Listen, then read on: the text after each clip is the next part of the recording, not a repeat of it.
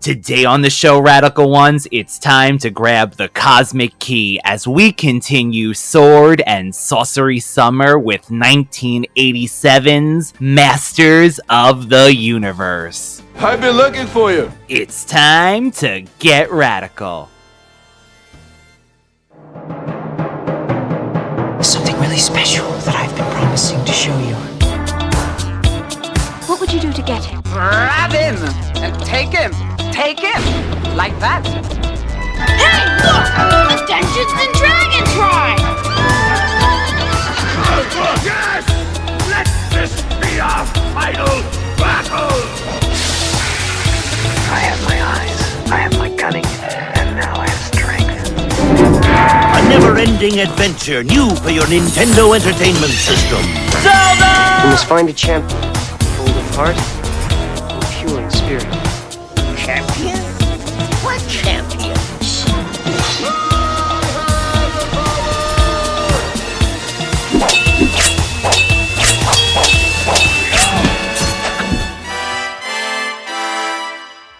So, Rob, I have been catching up on a lot of things that I've missed. You know, there's so many TV series and stuff that I wanted to see and documentaries. So I finally, in one night, binged that Netflix American Gladiators show. Have you seen this advertised? Kidding. Oh, that's amazing. I did not watch it, but I know that it's on Netflix. That's so fun. That's so fun. Was it just full of, like, everybody's on drugs and they had to take steroids to live up to the potential? Or was it like a happy doc? Well, you got it right with the first thing. But yes, it actually was happy too because they had a blast, these people. I'm sure they did. I mean, they had a blast, but also I should mention they also got injured continuously. I don't doubt that. I mean, none of them wore knee pads or protective gear because you had to give the illusion of being, like, invincible. And yeah, I'm sure they got in a lot of injuries. There's no padding on any of those equipments. And I watched it. I watched the new one too. Loved it. I wish they hadn't canceled it. They did make a new one, that's right. Yeah. I think for radical ones out there, if you want a nostalgic documentary that actually, Rob, I have to say, it's, of course, it gets into that dark grittiness, but there is really fun moments, and it's the Gladiators, but also they kind of animate what's happening in the past with, like, animation when they're telling the story. Mm-hmm. Really great, I think, for 90s nostalgic needs. Very cool. I'll have to put that more up my list. You know, I just told you today that I'm going to be watching 2 docs today. Yes. Yeah, so that should be fun. Docs are not really my thing, but if it really is on a subject that I absolutely love, then I'll watch it. And mostly it'll have to be something like movies or TV. Like the Netflix has, you know, the day the movie started or whatever. Yes. Like, I would watch those. And then, like, they have the horror noir on Shudder. Like, I would watch those. But yeah, docs are, you know, whatever. I do want to watch, like, the Tina Turner one. That's, like, on my list. That I would like to watch one day. But yeah, anyways, good for you. I love that. I love that. How long was it? It was 5 episodes of like 40 minutes, but I tell you, it flew. Like, I just kept letting them go, and it really just went into the next. It's really a bingeable show. That's cool. I love that. And then the other thing, the Pepsi, did you see this advertised, the Pepsi Where Is My Jet documentary? Yes. I haven't seen it, but I know what you're talking about. Yeah, right. I think it's also on Netflix, I want to say. Nostalgia. Highly recommend that, Radical One. So, awesome. With that being said, welcome back to the Radical Retro Rewind podcast. As always, I am your host, Radical Ryan Hunter, here with Rob, the movie geek himself. And I just wanted to try something different, Rob, with that cold intro. Is that what that's called? Yeah. Let us know if you liked that. I thought it'd be a nice way just to, you know, unwind before we start something. And today in Sword and Sorcery Summer...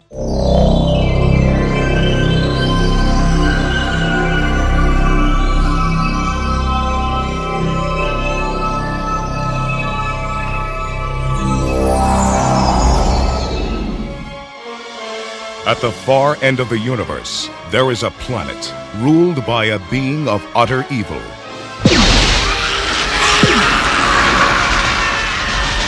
And there is only one man who dares challenge him.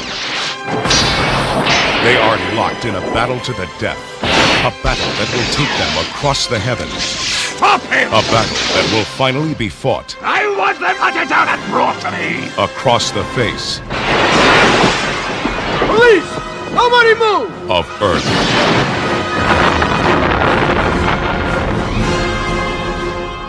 I think I'm gonna need some backup. Can you show us the way? No!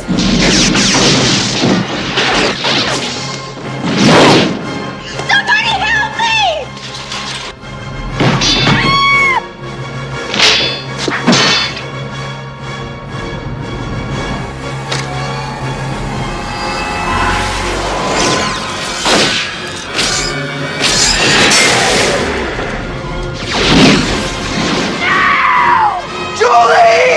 From a distant galaxy, they have come to Earth. Dolph Lundgren as He-Man, Frank Langella as Skeletor. Only they have the powers to be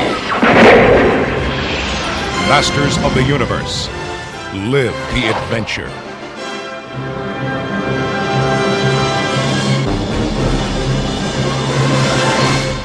Rob, it is Masters of the Universe from August 7th of 1987. Yes, I believe we're close to an anniversary. I think it may have passed. This is towards the end of our summer. Yes, and spoiler, you know I'm a huge Masters of the Universe fan, Rob. You are, and as I was thinking about this was one of my choices, but I feel like I've sort of stumbled on to something that you and your brother probably would have had sort of a better conversation on this particular topic. But anyways, I'm glad you gave it to me, but I was just like, oh, I think this is something he probably want to talk to David about, but yeah. But I think going back to Movie Geek and Proud, like when we first started talking, I think I even said if you did Masters or you wanted to do it again, like I was so down for it. And I know you've watched it over the years, so I think it's going to be good to get, someone who's not as invested, let's say, in He-Man and Masters of the Universe. I know you watched Revelation, the first part and things like that, and you know the general He-Man-ness of He-Man. Going into this, do you remember if you saw this when it came out, if it was on cable? Yeah, this was not a theatrical experience for me. This was definitely television. I watched a little bit of the cartoon, but definitely this movie stood out to me. It was at the peak of my fantasy I was like 6-7 years old, and I was obviously drawn to it for the right reasons, and just hearing the phrase and hearing his name. Do I remember like, oh, how dare they cast this person? He looks nothing like I wasn't there, but I just enjoyed the idea that a man that looked like a cartoon was on my screen. So of course I was invested. So Dolph really is what people think about this movie a lot of times when you hear it. Of course, Frank Langella as Skeletor is just, I gotta give it to him. He really did look like He-Man, Rob. We'll get into it more, but I wonder if the movie would have been a little different without him. But he was the perfect choice. I get it. I totally get the casting. Yeah, it completely made sense why he was chosen. And as I know him today, I think this is the first time I've ever seen him smile. Put a happy face on this man. I don't care how old he is. I don't think I've ever seen him smile before. So it was a little bit of a treat to just visualize that as someone from the 80s. I just don't remember it. All I know him to be is that Russian god off of Rocky. Of course, Bridget Nielsen. That's the thing I found out while researching this the last few days. Why is it that every movie ever made evidently had a terrible production? Because if you want to hear about a nightmare, they can make a whole documentary about the production of this movie. Even down to not having an ending where when He-Man and Skeletor swords clash, they literally cut the tape that day. You will no longer stand between me and my destiny! But I will. I told you it was always between us. Oh, I ache to smash you out of existence. To drive your cursed face from my memory forever! Enough talk! Yes! Let this be our final battle! Here's the thing. I'm watching that and I would have loved that ending. I would have loved it. It wouldn't have been a great payoff just given sort of the journey that we took, but I would have loved that.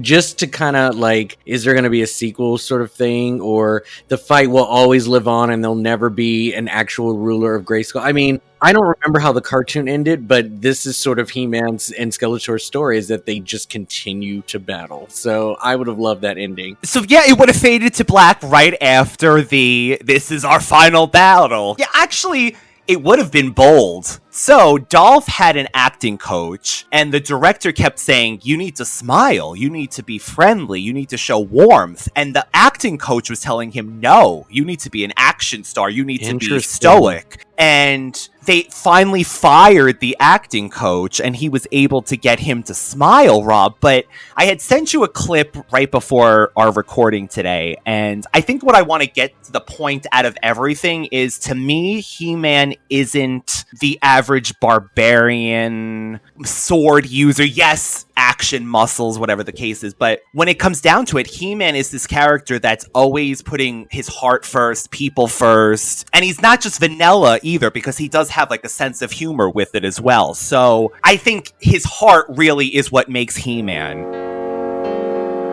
Today I broke a promise and proved myself unworthy the great power that was given me. And if I am unworthy, I can no longer permit myself to be He-Man. Let the power return!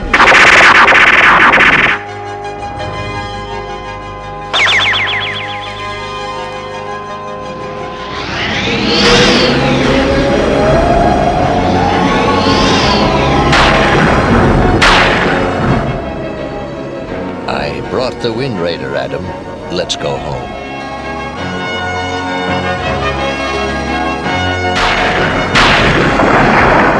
I think that's what Dolph, unfortunately, his smile does warm your heart when you see it, right? Like you're saying, it's so rare. But I think because of his language barrier, and they said that that was half the battle too, with, you know, his accent and him learning English at the time. And are they going to dub his voice? Are they not going to dub his voice? I think he takes a back seat and he almost becomes just like this generic warrior in a way. I understand that assessment. I think that was great. I was going to ask you more about sort of the contrast of his animated counterpart, because there were some things that I was a little bit confused about. Given that the movie is called Masters of the Universe and not He-Man and the Master, like, they didn't really center He-Man in this movie. He was just someone of familiar face and leader, I would say, on this battle, but we didn't get a lot of the nemesis and you know, relationship between our two, you know, hero and villain characters. We just sort of known them to just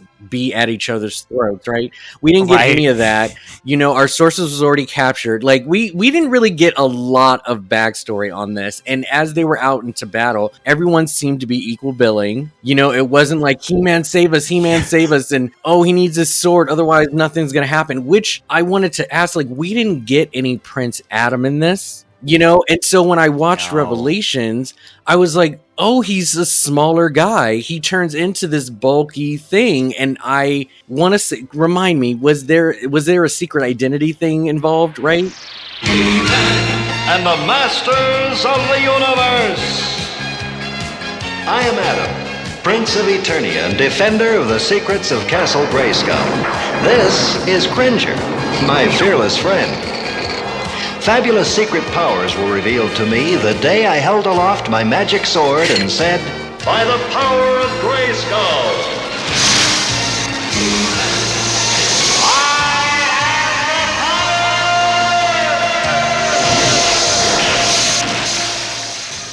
Okay, so we didn't get any of that. I didn't get Prince Adam. I didn't really get any sense of harmony before the Skeletor stuff happened. And that's fine. You know, people go to this and they just seem to know who He-Man is already. But yeah, you're right. Yeah. They hoped, I guess that's right. Like they hoped, like, oh, you know, right? But you're right, though. Like, he sort of was sort of I shouldn't even say a sidekick. He was just one of the gang. And I don't know if that's a good or bad thing. I mean, his armor or lack of was definitely a standout next to his other teams who seemed to be in like mouser-sized leotards, but you know, so that made him sort of stand out as more of a general or a leader. But one of the other things I wanted to know is, I don't remember He-Man being very gun friendly. Like, did he always have a gun in his hand in the cartoon? That to me seems so out of place that he always was fighting with guns instead of a sword. It really feels like they wanted this to be Star Wars, and I think it actually oh my God. Star Wars of the 80s. This is so Star Wars to me. It's especially with everyone missing. There was a moment they were in a clear, wide hallway,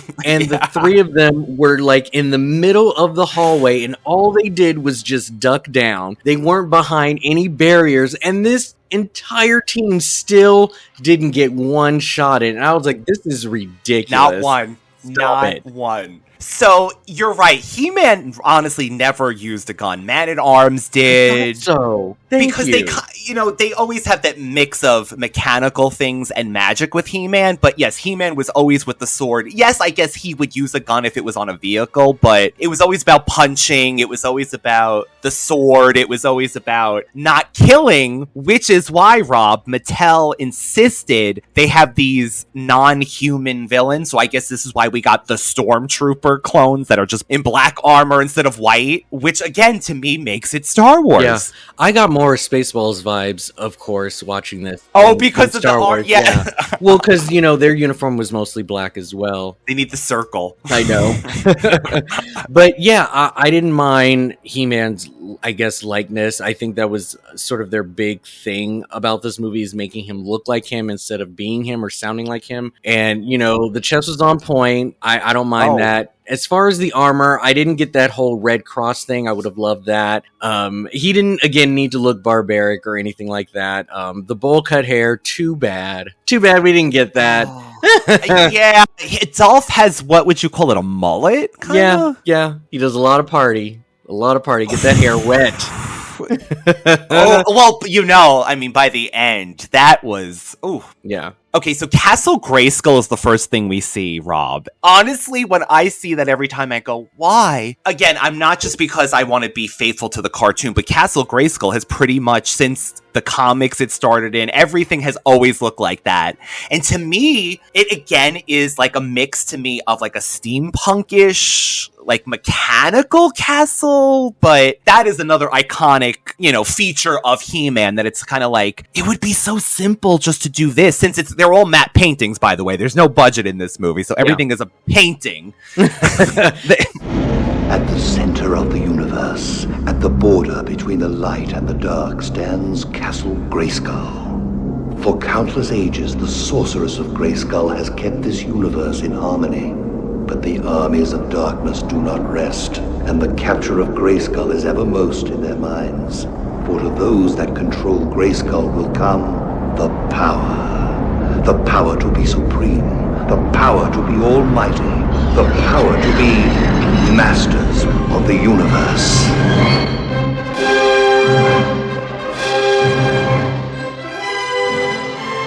So a little bit of a history lesson, or just educate me a little bit. When it comes to He-Man, is Grayskull like an alien planet? Is it a futuristic planet, alternate universe place? I found the huge amount of technology to be a little distracting from the sorcery part of it. And I know that the two can mix, but is this in the future? Like, I was just sort of stunned that this world had magic, but then it had tons of technology, and then it had creatures. And like, so is this an alien planet?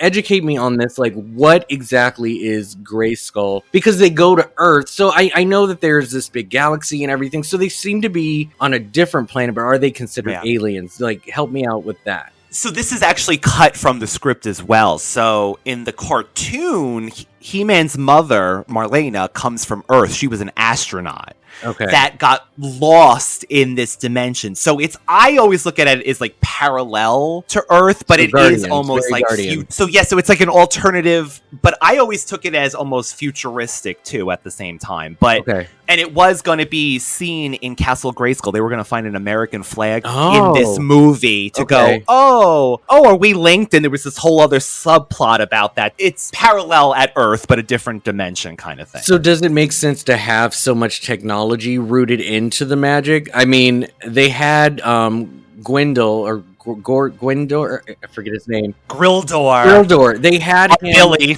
They had him as an inventor. Who are you?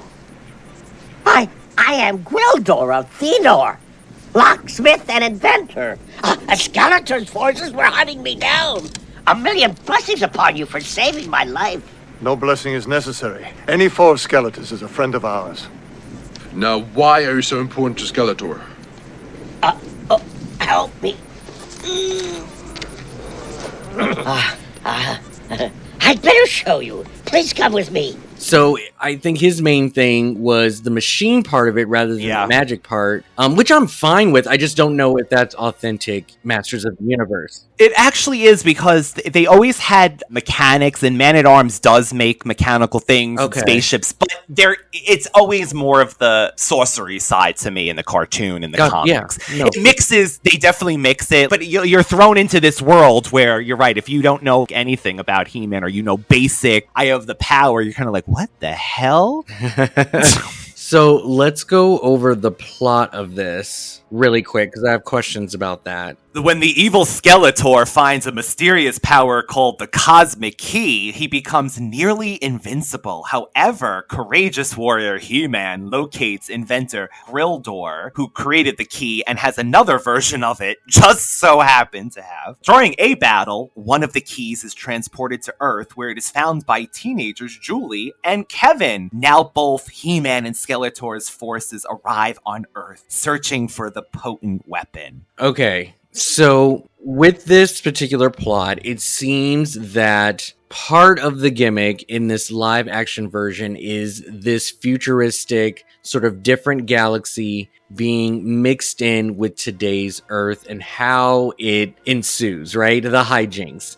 And while there were some, little tidbits of, oh, what am I eating? Oh, this used to be an animal, or look at this creature. He looks like, I get some of that, but I feel there was really not much of an Earth influence into a lot of what was going on, except for that pesky detective I wanted to strangle with my bare hands. I hate that character so much. So annoying. But did you notice that almost the entire movie, the whole town was cleared? Not one car on the road, nobody on the streets being disrupted by this entire war being happening on Earth. It's just the weirdest thing. 6 p.m. is their curfew and the whole town is shut down. Charlie's is the place to be on a Friday night, because that's where everybody is. Nobody else is around. All the lights are out. I was just you guys are just performing on a set. Earth is not involved in this. Why are we here? And then you tell me that he's half human from Earth, so none of that even comes into play with this. And so I guess to keep it grounded and human, it's let's see how they would react on Earth. Sorry, we didn't really get any of that. Taylor? Good food. Yes, I've never tasted anything like it. I wonder why they put the food on these little white sticks. Those are rib bones.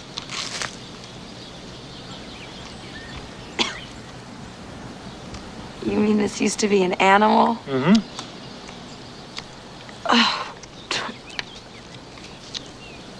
Oh, what a barbaric world. Never think while you're hungry. So, I don't know. It would have been fun for me to just explore more of Grayskull than to just travel to Earth. I don't need the setting to be here for me to be interested. You know why they did this, of course. This is to save money, because, again, I can't believe the title of He-Man is just... it was given a budget of $22 million, which, is decent. But Canon Films, oh my god, they are known for cheaping out. Matter of fact, they made Superman 4 and things like that, and they were going to make a Marvel Spider-Man movie. It's horrible. Going to Earth was only to save money, Rob. Okay, and that's fair. So, no, that's fair. If you're going to go to Earth and you're going to show a town that is completely uninhabited by life, what is the point of going to Earth and not interrupting anything? Even the streets where Julie lives, Miss Courteney Cox, it was was the quietest neighborhood. The night of the comet happened. Everyone died besides that chicken place. Yeah. The high school. And you're like, Charlie's. Yeah. That was what Earth was. It was weird. It was just so weird. And, you know, with Kevin having access to the school to begin with was just ridiculous. It's whatever. Kevin, you were talking about Prince Adam earlier. Kevin, in one version of the script, Julie and Kevin were going to go the opposite way, and he was going to take on the power of He-Man, transforming into Dolph Lundgren. Gotcha. Interesting. So this script also had a million different versions leading up to this too, so that was something. So as a big fan of He-Man, what did you think about this movie? Aside from the budget, I mean, the times is the times. This was made in the 80s. Do you feel that this movie did a justice? Well, it gives me the neon goodness that I need, Rob. I mean, like in an 80s movie, like that alone, the visuals. Yes, I will say I am a fan of this movie, but to me, I separated from He-Man. Okay. It's a version of He-Man. Even as a kid, Rob, I mean, it seems like this is reading reviews. It seems like every child in the 80s who went to see this was like, what? Even as a kid, I knew it was He-Man, but I knew it was different, and I didn't really like that aspects. Of course, you want to see more familiar characters, let's say. So I do like it. I want to tell the radical ones, I do enjoy this movie, but this is not what I want in a full-on He-Man movie. Okay. For me, I remember liking this as a kid. But I mean, as an adult, this was actually a very hard watch for me. I found myself not really as engaged as I was, especially on their time on Earth. It just didn't really keep my attention, unfortunately. I think there was just too much like gunfighting going on rather than character interaction and development. Also, because I'm so familiar with Tila being lead, it was weird watching her just kind of like say one or two lines, which is not bad.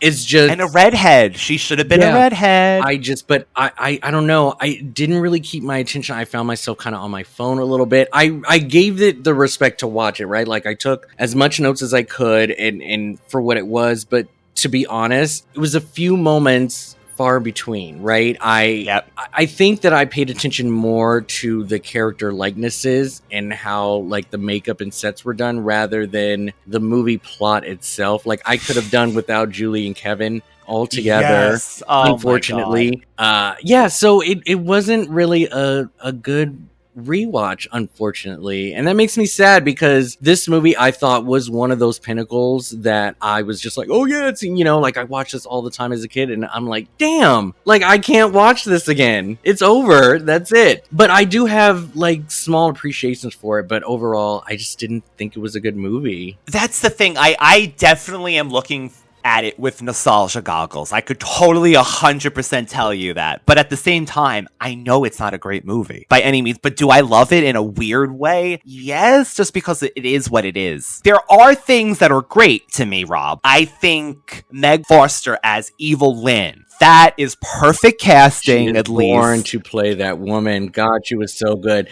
These looks that she was giving to everything and everyone was just amazing. But I'm surprised that she lacked the sort of power. Everything again was done through technology. Great technology, by the way. I love the scanner when she literally could replay the past. Like, what kind of technology is that? What voodoo? That was something. And she's like, oh yeah, a lot of outnumbered, huh? Outnumbered. This is where they ambushed us. We didn't have a chance. We'll see. Scanner.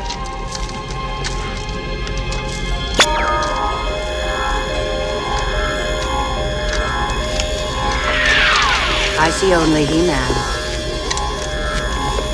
Where are the forces that you spoke of? And a native girl. It must have been she who tipped the scales against you. Outnumbered. Outclassed is more like it. The key has been activated. That was great. But yeah, I thought she was a great leader, great sidekick, you know, great like advisor or whatever. I loved the look. She was working the cape. I loved all of that. But you're right. I want Evil Lynn to have magic. She is a witch. Yeah. So the one scene we got was, and this is my question to you, Rob, Courteney Cox running to Evelyn, thinking it's her mother. Was that the best acting in the world or the worst acting in the world? I couldn't tell. It was like a weird between, oh, is this good or is this bad when she does the scream and like holds her head? I was gonna have that written down. I'm like, Courtney does the head grab scare. I was like, some things never change. Just grabbing the hair. No. Julie. Where's Julie? I won't believe this. They're alive. What is the matter with you? Where were you? Julie! Oh, Julie!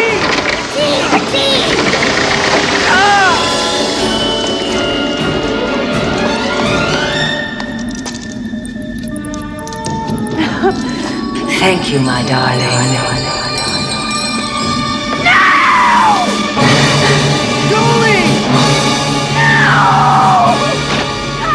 Oh, I love it.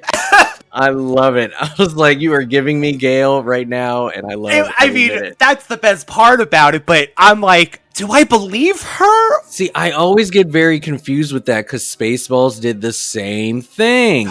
You're wrong. And I'm like, are you hypnotized? Are you gazed? Or do you really think your dead or far off relative came to see you in the midst of all of this? She was willing to give up the entire battle for this woman. How she took it?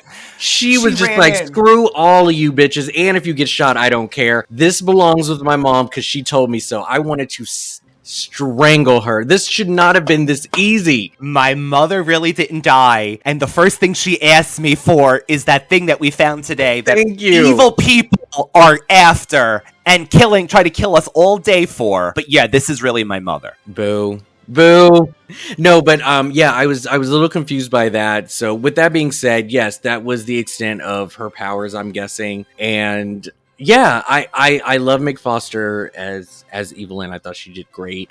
I also, the cape work, like Emmy, like, can we get a category for cape work? I'm guessing that falls under wardrobe, but like Skeletor with his hood and him marching in with that cape flowing, I loved every moment of that. He was working that cape. Honestly, Frank's performance in this movie, this is classic. I knew this for years, that he did this movie because his son was a huge He-Man fan, and he still says it's one of his favorite roles to this day. Was it okay that he didn't have the high-pitched voice? Were you okay with his tone?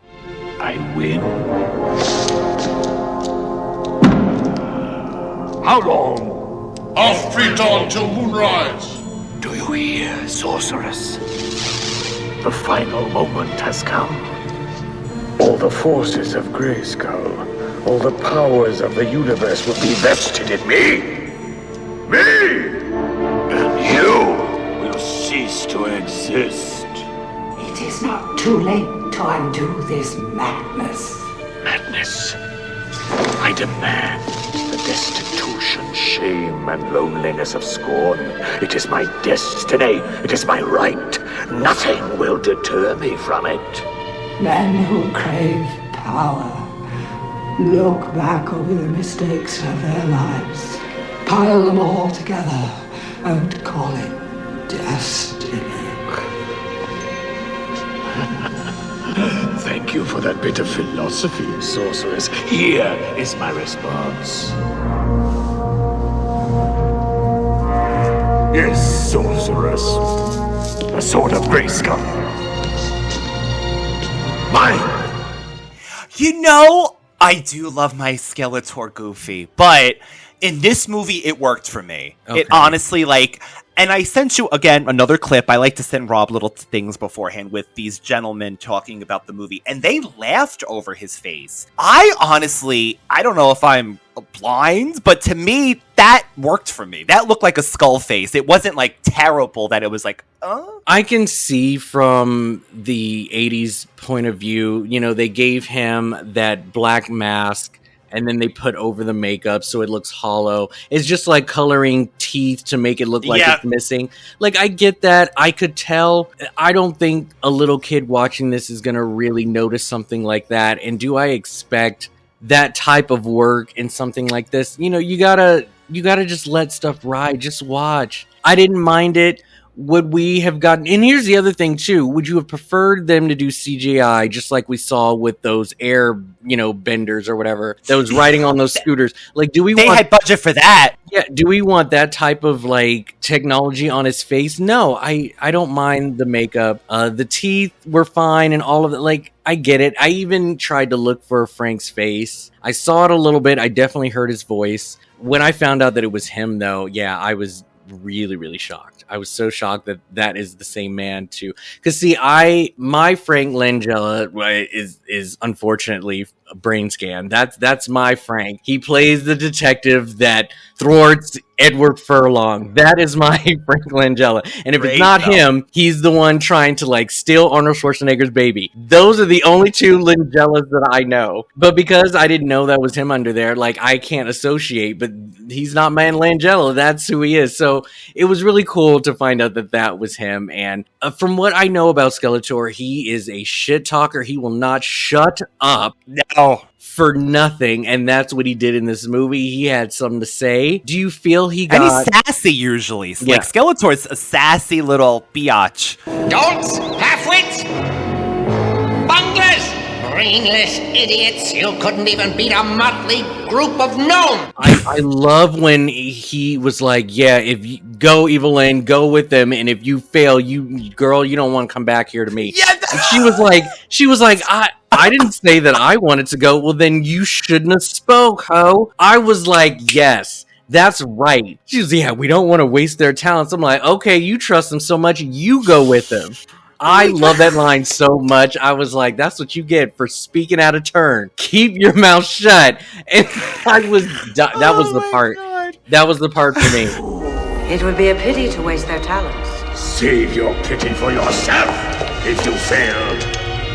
Take them and whatever troops and resources you need. I was not suggesting that I go. Then you should not have spoken. Leave immediately.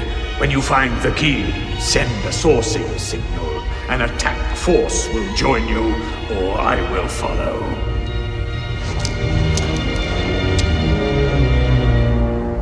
Go! But yeah, he is definitely known as a shit talker, and I loved every minute of it. Do you feel that he got enough screen time? Honestly, they admit this. They made him, they said, the main character because they couldn't trust Dolph. So they gave Skeletor, and they rewrote the script as they went because they said the dialogue was terrible. So every day they kind of had to rewrite it to make Skeletor more of the upfront person. So I mean, I think he had, and I love his gold look by the end. I know it's like cheesy looking, but I love that whole gold over the top. Yeah, Skeletor we're getting outfit. More gold plated stuff. First TikTok, and now we've got Skeletor getting gold plated treatment. Yeah. So Grildor was supposed to be Orko. Yeah, even as a child, I was very, very turned off by this choice. I mean, he's the most, I don't know. No, correct me if I'm wrong. I'm probably wrong, but I think he would be the most like profitable product from the gang. I am an Orko fan, so yes, give me an Orko floating. I will buy the doll. I will buy the shoes, the pajamas.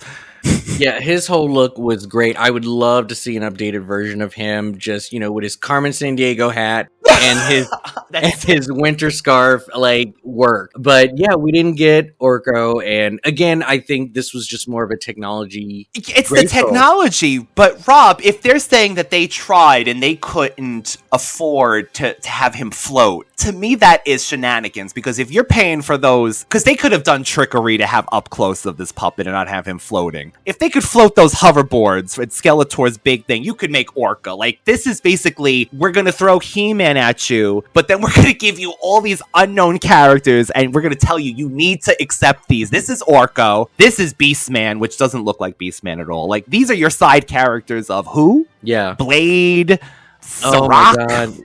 And that one with the mane. I don't know. Off. Yeah. That's Cyril. I forget his name. He is supposed to be, I found out, a hyena. Really? Did you get hyena from I did this? not get hyena. I got critters. I got krites. Oh, yeah. I got the krites on this one because he was looking very critterish for me. So we get generic villains, but I will tell you, Man-at-Arms and Tila, the actors, I thought gave a lot of good acting in this movie. They were wonderful. I thought they were wonderful. As cheesy as it gets, and maybe that's saying something, they were the best actors in here. And I also think Man-at-Arms, dead ass, was casted. They made his look perfect. Flawless. That is Man-at-Arms to me. The mustache. And again, he's a very hard, he's a battle person, but he has a very soft heart. So I do like that even he would be emotional about the sorceress. Listen to me, boy. In half a chromon, we're not going to have a sorceress to go home to. So if you know how to do something with that thing, then you do it. Gwildor, Kevin knows the tones. Can you get us home or can't you? But yeah, I liked his likeness. I thought that was great. The team in general, I thought was a good team. I can't remember, were there other members of the good team that was on there? Was it just really just the three of them? Oh my god, there is even down to Battle Cat. Battle Cat and He-Man go hand in fist. So. That's right. I forgot about Battle Cat. Okay, so, and the Battle Cat talked to and everything. That's Couldn't afford that. They tried. They said. And this is why I wouldn't have minded the ambiguous ending, because this to me seemed very pre-He-Man cartoon. Like, here's this little tidbit before the cartoon even started, and then and then they could have just kept going if they wanted to, but here's how the whole thing started. Yeah, I didn't mind it. This Mercenaries though, oh my god, Blade was my favorite. Yeah. But the hyena guy, why am I not remembering his name? I'm so mad. Karg, that's his name. Karg. Okay, so Karg was just bippity he just kept moving. It felt like the actor speaking was not the same person. You're right. It had to have not been, right? He just kept moving with every word that needed to be said. He was just so hyped on Red Bull or something. Cocaine, he just kept probably pointing and find her and get her and this way, and we were outnumbered. Oh my god, we serve you, with his fur foe. And I was like, did you get Hook from him, Captain Hook? I know, because he had that hands, right? Dressed to the nines. He had on them tight boots and that that coat, and that hair was just the hairspray was used on this planet. That hair was teased. Yes. Korg was working. She's in here somewhere. Find her. So you were asking, Rob, right? Character-wise, they had at this point 7 waves of action figures of He-Man characters, good and bad. So it's like when you go down the list and you go, there's about 50 villains here and 50 good characters you could use. I get it, it's budget, but again, the unknown characters. They gave you Beastman, who doesn't talk in this, usually he talks, but that was 3 characters they could have given a little fan service. Especially, I think, if you're going to remove it so much from everything else, throw in a little fan service. Well, just think about, Secret of the Ooze, right?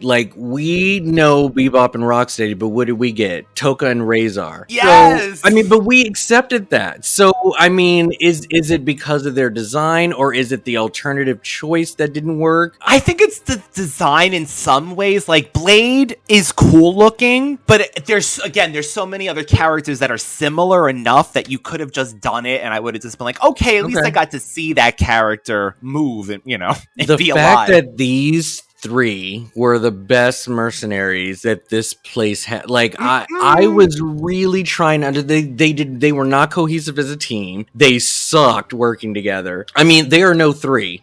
Now the 3, if you were to send the 3 out, they would have got the job done.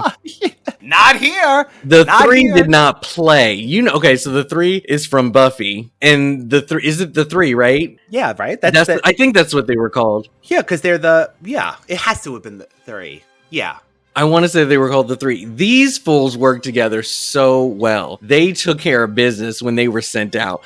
People were scared to see the 3. These mercenaries, I just didn't understand. And poor Beast groveling at this man's feet. And then they killed Reptile Guy super quick. I didn't even get to see him that much. And I don't know. The neck moved. I mean, that was part of the budget. His neck moved. By the way, Blade engages in a sword fight and says to He-Man, I've been waiting for this for a long time. Mm-hmm. It says in his backstory that they came up with, Blade lost his eye in a fight with He-Man. Oh. They just came up with this. Okay. How are we supposed to know that? Did you see the Burger King? Yes.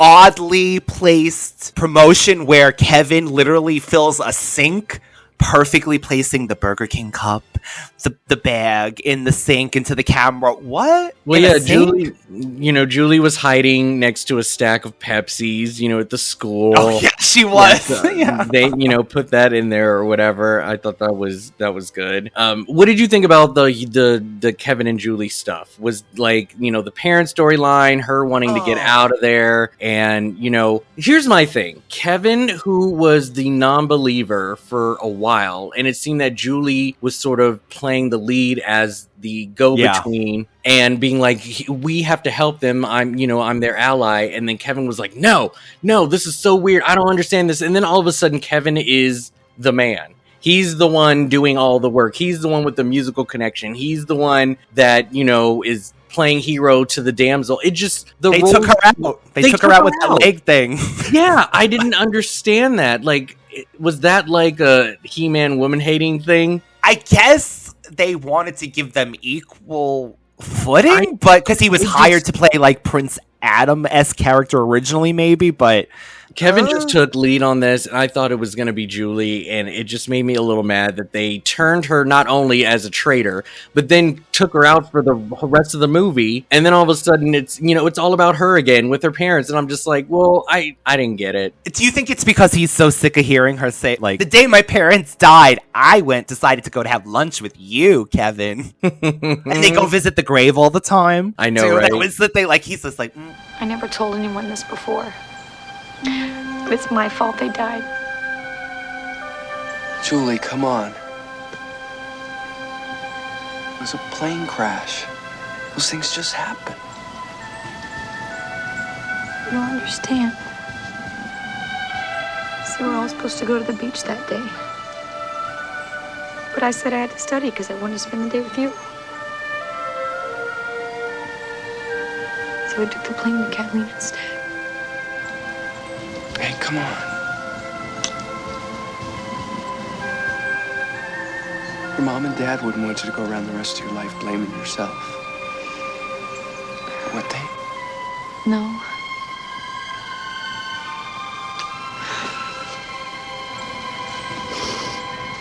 God, I wish I could change things. But you can't. It only happens in fairy tales. Oh, I love this. So she's crying over her parents, right? And she's like, I'm so sad. And then when they find the key, she's like, ooh, what's this? Yeah, I was like, them tears went by quick as soon as she found the key. I was like, enough reminiscing. Honestly, I could have done without them, like you asked. Could have done without the cop who, at the end, drives me insane because he's sitting on a throne in Castle Grayskull with this random blonde woman. By the way, Castle Grayskull is so high up there regarded. Random people just don't sit on a throne, Earth people, with some random woman that you found. There's no women in Castle Grayskull. It's a sorceress. She lives there by herself. Well, Lubick, look at you. So you're really gonna stay here, huh? What, are you kidding? What am I gonna go back there for? And look what I got here. I got a castle. I got a view, I got clean air, I got a beautiful woman, huh? Some kind of retirement, huh? I didn't see any reason for him to get sort of justice. Oh, I hate being a detective in this stupid town and blah, blah, blah, and I deserve more, and I'm on my way to retirement. Why am I dealing with this case? There was no reason to give him a blow up. It was the weirdest thing. I didn't feel happy for him. And up until the very last moment when they actually traveled to Grayskull is the only time that he was on their side. In fact, the whole reason why they got there was because he was meddling again, trying to stop them from I was just like, I hate this cop. But let's go down memory lane a little bit. So our cop, why am I forgetting his name right now? I'm so sorry. He was in Problem Child 2 as Mr. Thorne. James Tolkien? Is that his name? Yes, James Tolkien. That's right. I remember him so much from Problem Child 2. It's such a small, stupid role, but I can't help it. That's your favorite Problem Child, right? I know. I just remember him from that so much. But here's something you probably didn't know. So our sorceress. This is Christine Jenkins, is that right? Or am I too old to be playing the sorceress as well? Right? Oh my god, I didn't understand that. So the sorceress played Monica's mother, Judy Geller, on Friends. Can you believe that connection? She must have been like, don't say you recognize me from that movie. I am only on this show. I am only on Friends. Look at that small That's actually world. really cool. Yeah, I had to look her up because I didn't recognize her in all that gear. And I was like, why? No. But then, yeah, I saw her filmography and I was like, look at you. I love this. Also, and Back to the Future, too, the detective. Yes. I know you noticed this, and I'm so shocked you have not brought it up yet. Gwildor's, what do you call those chariots? Our pink Cadillac that he drove around.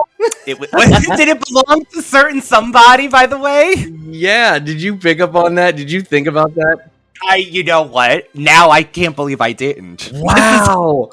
I thought of that the minute I saw that car. I was like, he borrowed Hollywood's car. I love it. It is so hysterical. It's probably because I'm so ingrained with this damn movie, but oh my god. Hollywood would have made this. Take away the cop, take away the kids, Hollywood, and He-Man. Oh my god. Would have been the spin-off of the century. You're safe. Do you understand? Hollywood. Montrose. Doesn't it just sing? Don't be afraid. I won't hurt you. Now, what are you running from? Okay, so here's my next question. So He-Man is captured and he's chained down just like Flash Gordon. Just like Thor. And, he gets whipped. And I love this because they go back and forth and then they cut back to him getting whipped and Skeletor is freaking out. And it's so funny because it has nothing to do with what's going on.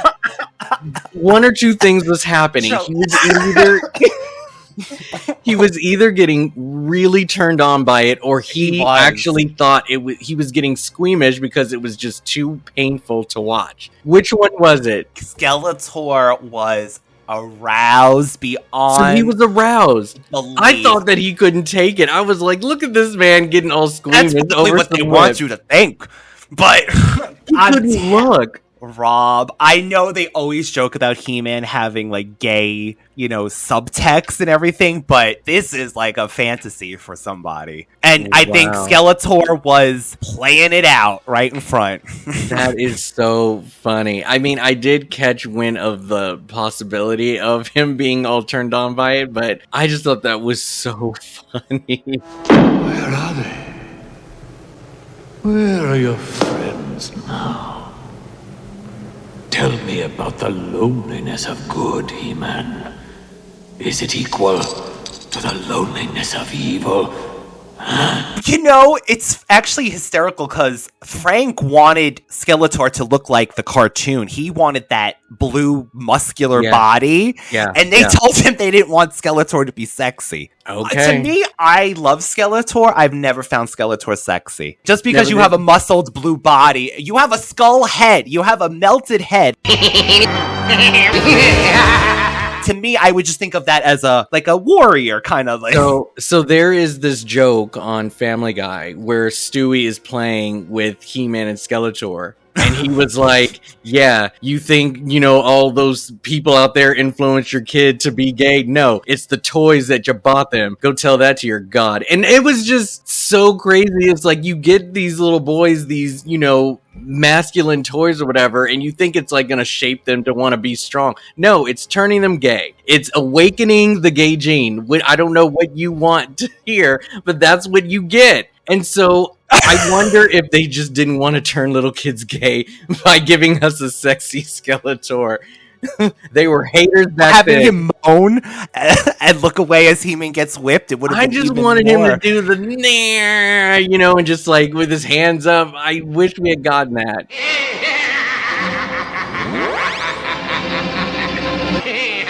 The staff was pretty cool. They got the staff right. Which I was, really by like the that. way, handed to him by Pig Boy, who was a Mattel contest winner. Oh, cool. He was a little boy. He won a contest from a He-Man magazine to be in the live-action movie. They had no idea how to get this kid in. I would have threw him in the chicken place, honestly, if that was the case. Yeah. So they decide to instead cover him from head to toe in makeup. And as a matter of fact, he has a scene where he hands the staff to Skeletor, and then Skeletor goes back and scares him and he runs off. They cut that. The kid, though, got to hang out, take pictures with the cast. That's very cool. They sent him the costume after. Mattel sent him the costume. That's really cool. I have one last question for you. So, at the very last minute, I was like, oh, this movie's not going to be so selfish. And, Gwildor's like, I can send you back to any time you want, any place, whatever. Where do you want to go? We just want to go home. I was like, okay, cool. They're keeping it simple. They're keeping it humble. And then at the very last minute, no, wait, send me back to where my parents. And then I was like, you greedy bitch. Activate the doorway, Gwildor. Are you sure you don't want to go back in your planet's history? I can take you back in time to the past or future. No, look, Gwildor, that's okay. Just send us home. We better get home, Gwildor.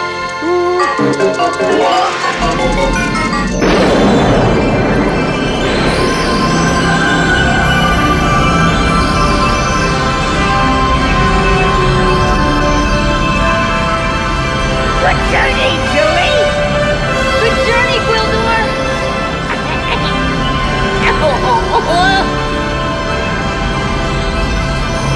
Good journey!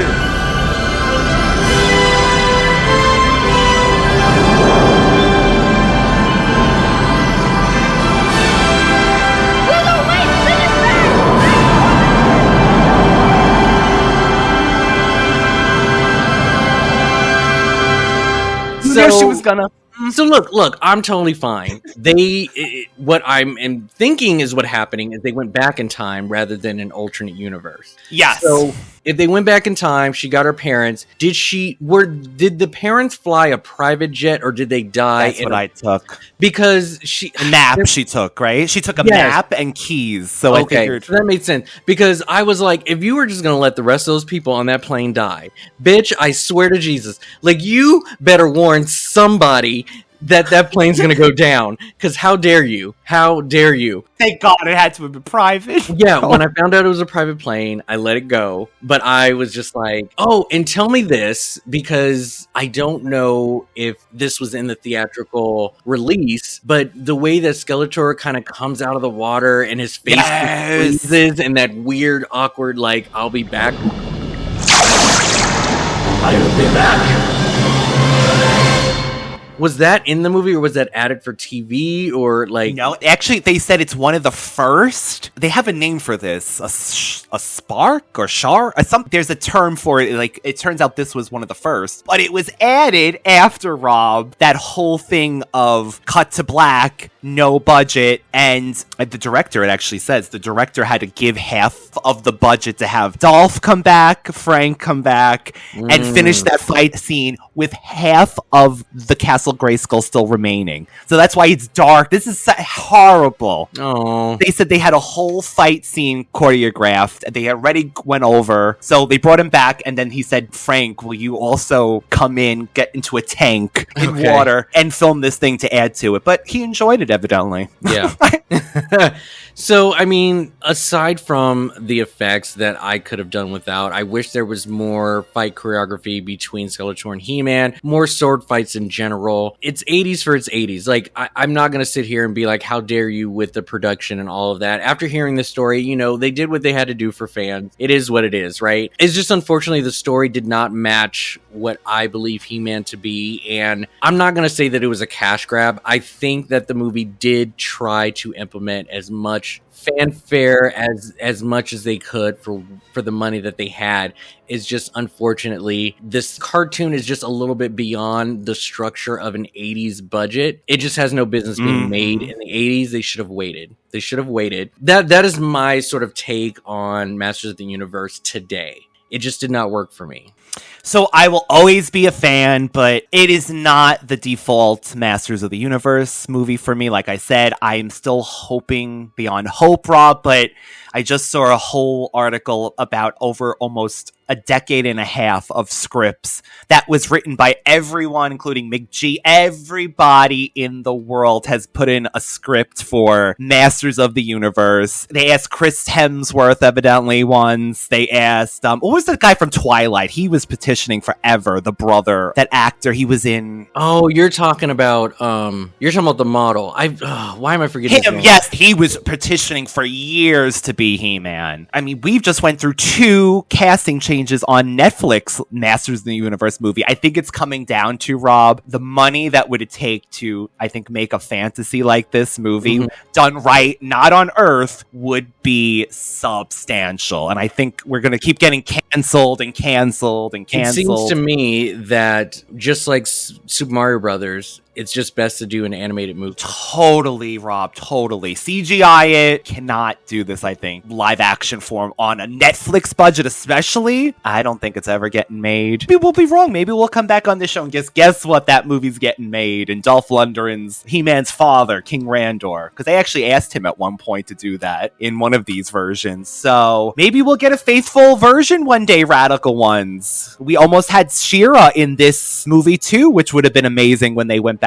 to Eternia, but of course, too much money, too much casting, and I will say this, Rob, there is a unofficial sequel that was in the works by Canon before they lost the rights. They put it out, Master of the Universe 2. Dolph said no. They hired a football player to replace him, and He-Man was going back to Earth to pretend to be a football player. Flash Gordon. Skeletor was going to be a head of a company. What in the world? An evil, like, head of a big corporation. That's very Dennis Hopper Bowser. And the sets went to the movie Cyborg 2 starring Van Damme. Okay, fair. Now that we're wrapping up, Rob, do you have any recommendations for us? Rob's recommendations. I do have some recommendations. I think you guys have all seen these movies, but if you have not, here's a little bit of a reminder of what's out there where you can get the same feel, but maybe just a better experience. Let's say you did like Masters of the Universe and you want more of that 80s style tone of a film. You know, special effects, everything, just gritty, maybe even, low budget. Who knows? You love this for a reason. There's always a fan, right? Here are some movies that you might also enjoy. Street Fighter with Van Damme. Yes! Yes, I do. Watch Street Fighter. And if anything, for its colorful characters and just sort of a different world outside of Earth, yes, I think this movie is heavily casted and it just has all these colorful characters in it. I think that you would appreciate this movie if you enjoyed Masters of the Universe. It's an adaptation to a video game, just like, this was from animation, so that would be a nice choice. The other thing is Krull. I think Krull is a great example of how a story can be told and keeping it in the fantasy world that was created. It had shit to do with Earth. They kept it at home, at home advantage. And I think that the same thrill of this good versus evil was depicted in this movie. So watch Krull. Another one I would say to watch is RoboCop. And that is just for its very gritty side of things and just its depiction of Earth and all of that. I think it's done, but it's very heavy rated R. So just keep that in mind in comparison to this. Compared to this, yeah. Yeah.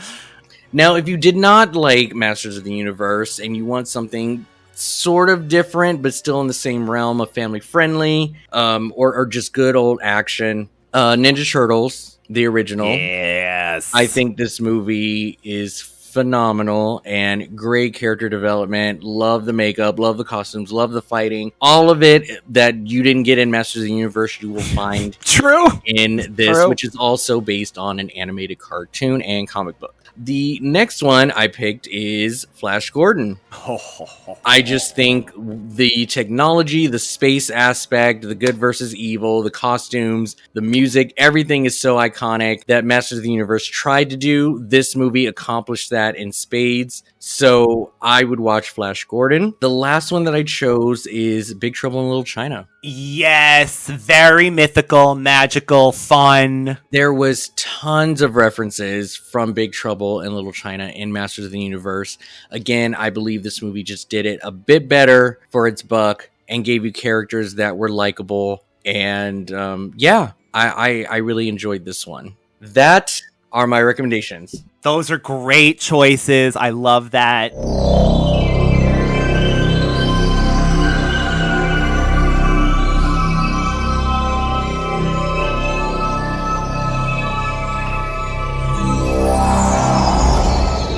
So with that being said, Rob, where can the lovely people find you when you're not hanging out over here? Currently just chronicalizing my movie watching this year. All of 2023, I am reviewing every single movie that I watch, regardless if it's a rewatch or a first watch. If I watch it at home or at the theater, you can see my journey on Instagram under Rob the Movie Geek. And sometimes I'll post little fun videos of myself just talking anything movie or TV related. But I have these small little snippets of a review, just giving each movie a rate of 1 through 5, 5 being the best. And you get to see every movie that I've watched. So follow me, Rob the Movie Geek, all one word. And the Radical Retro Rewind Podcast, one word, on Instagram as well as YouTube, TikTok, everywhere. Matter of fact, Rob, we didn't even bring up the theme song, and as the music is playing as we fade out, Superman? It sounded very Superman, yes. Did any of that sound like the He-Man theme song or anything? No, another iconic song, I get it. A very heroic tone. I loved all the trumpets, if that's what I was hearing. Like, yeah, it felt good to hear some of that, especially when the logo card, the title card came on in the beginning. Loved all of that. So, yeah, all for that. Classic song, but definitely Superman ripped off. With that being said, we continue our Sword and Sorcery Summer every Friday of the month, the last being that of Double Thundercats. Thank you again, Rob, for being here, and we'll see you next time. Good journey, Ryan. Good journey. Good journey. Good journey. Good journey. Mila and her arms. Don't say goodbye. Say good journey. There's an old Eternian saying. Live the journey, for every destiny is but a doorway to another. Good journey. Good journey. I'll be back.